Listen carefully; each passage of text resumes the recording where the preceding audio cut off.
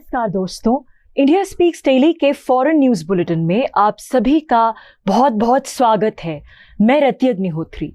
इस news bulletin में हम आपको लगातार जानकारी देते रहेंगे देश और दुनिया से जुड़ी तमाम खबरों के बारे में कि किस प्रकार से विश्व के भू राजनीतिक समीकरण तेजी से बदल रहे हैं और इन बदलते हुए समीकरणों में भारत जो है वो एक महत्वपूर्ण भूमिका निभा रहा है। तो शुरुआत करते हैं आज के बुलेटिन से। सबसे पहले संयुक्त राष्ट्र संघ और भारत से जुड़ी एक अहम खबर। भारत के यूएन मिशन के फर्स्ट सेक्रेटरी आशीष शर्मा ने संयुक्त राष्ट्र संघ की जनरल असेंबली में एक बहुत ही महत्वपूर्ण बात उठाई, एक बेहद महत्वपूर्ण मुद्दा उठाया कि संयुक्त राष्ट्र संघ जैसी अंतर्राष्ट्रीय संस्था आखिर क्यों कर सिर्फ अब्राहमिक रिलीजन्स के लोगों पर हुए अत्याचार, उनके साथ हुई हिंसा को तवज्जो देती है, उसे रिकग्नाइज करती है, मान्यता देती है, और बाकी धर्मों के लोगों के खिलाफ जो हिंसा होती है, उन पर जो अत्याचार किए जाते हैं, जैसे कि हिंदू धर्म के लोगों पर, बौद्ध धर्म के लोगों पर और सिख धर्म के लोगों पर, उन्हें यूएन की तरफ से औपचारिक तौर पर उस प्रकार की मान्यता, उस प्रकार की तवज्जो आखिर क्यों नहीं मिलती।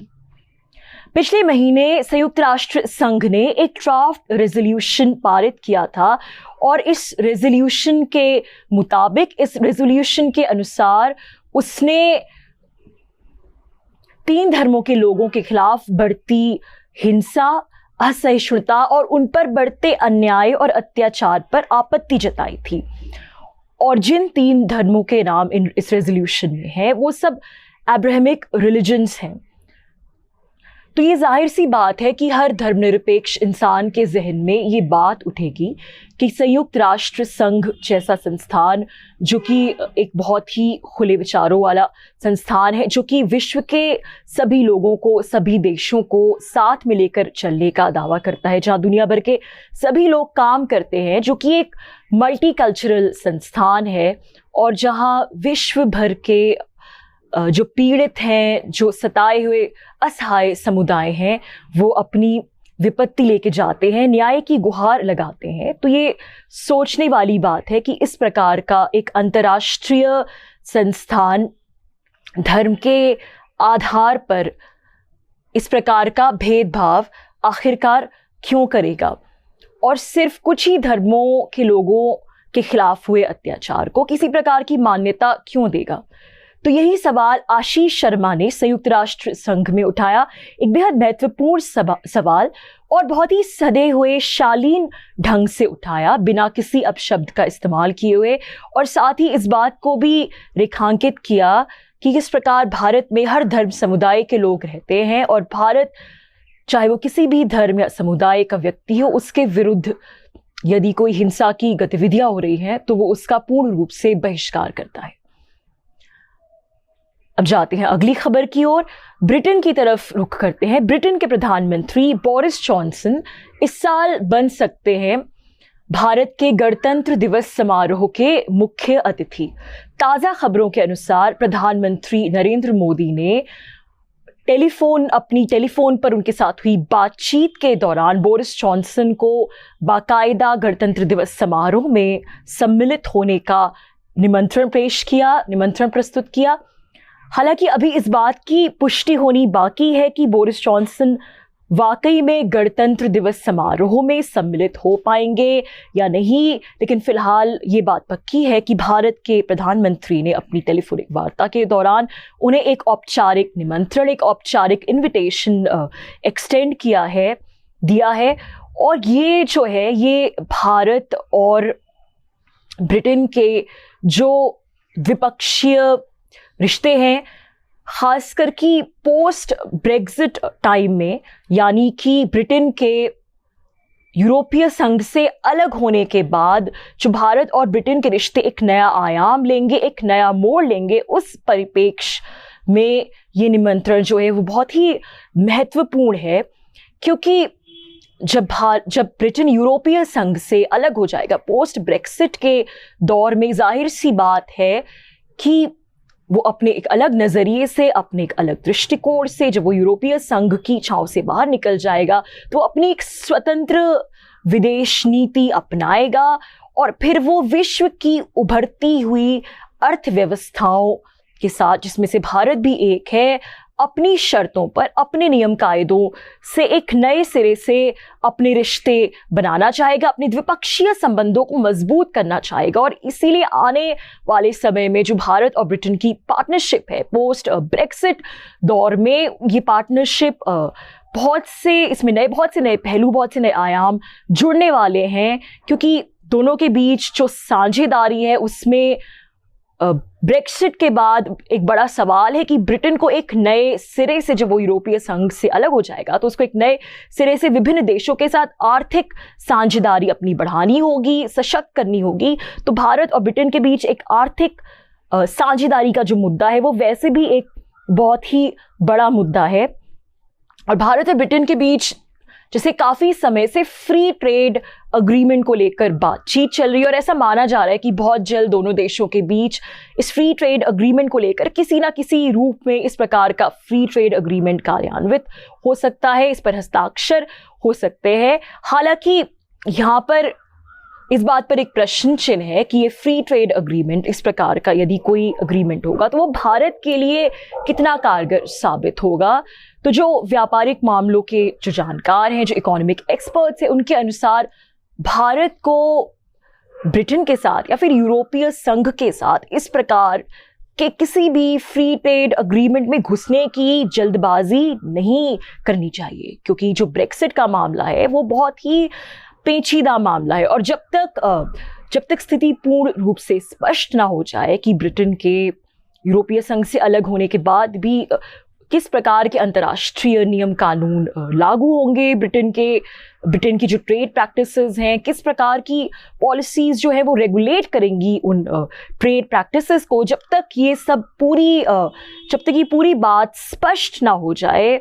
तब तक भारत को ऐसे किसी अग्रीमेंट पर हस्ताक्षर करने की, ऐसे किसी अग्रीमेंट में घुसने की जल्दबाजी बिल्कुल नहीं करनी चाहिए। क्योंकि अभी जिस प्रकार की अस्पष्टता का माहौल है ब्रेक्सिट को लेकर, उससे नो डील की संभावना को भी हम नकार नहीं सकते। और यदि ब्रिटेन बिना किसी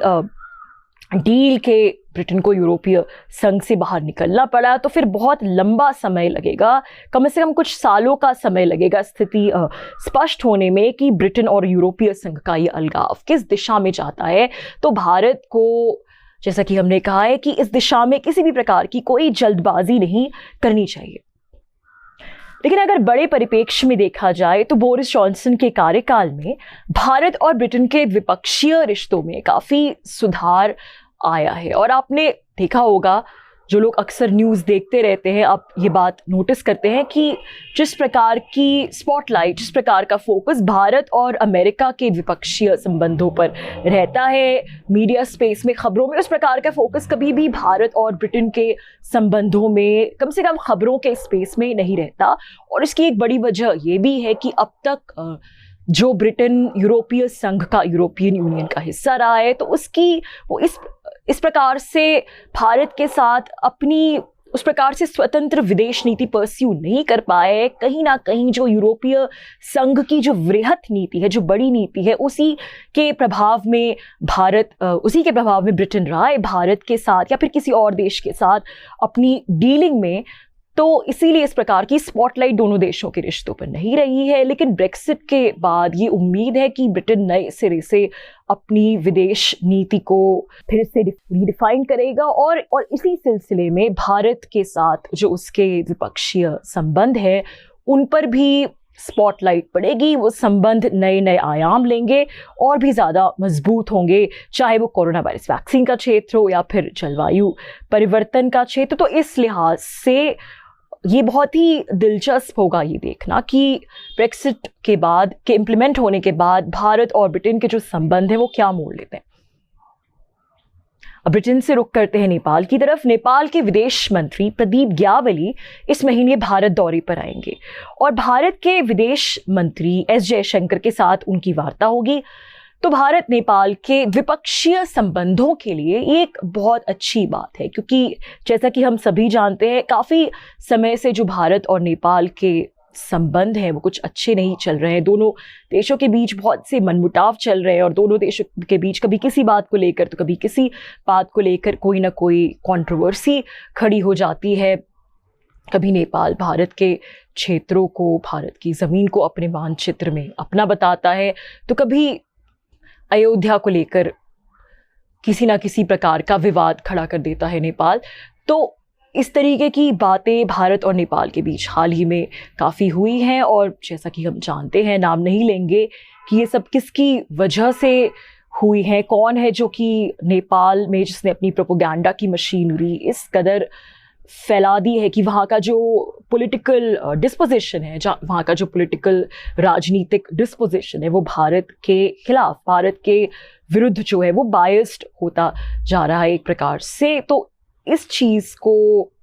काटने के लिए बहुत ज़रूरी है कि भारत और नेपाल के नेताओं के बीच आमने सामने बातचीत हो, दोनों देशों के बीच और भी ज़्यादा साझेदारी हो और दोनों देशों की इतनी ज़्यादा समृद्ध सांस्कृतिक, मिलीजुली सांस्कृतिक पृष्ठभूमि है। तो ये जो सांस्कृतिक विरासत है दोनों देशों की मिलीजुली, इन क्षेत्रों में भी दोनों देशों के बीच आदान प्रदान होना चाहिए, होना ज़रूरी है। और जैसा कि मैंने कहा कि नेपाल के विदेश मंत्री इस महीने भारत दौरे पर आ रहे हैं, तो भारत के विदेश मंत्री एस जयशंकर ने भी एक बयान दिया है कि अब समय आ गया है कि अब भारत और नेपाल जो है वो अपने बीच के मनमुटाव छोड़कर आगे बढ़ने को तैयार है। तो इस पूरे परिप्रेक्ष्य में ये बहुत ही एक सकारात्मक डेवलपमेंट है भारत और नेपाल के जो रिश्ते हैं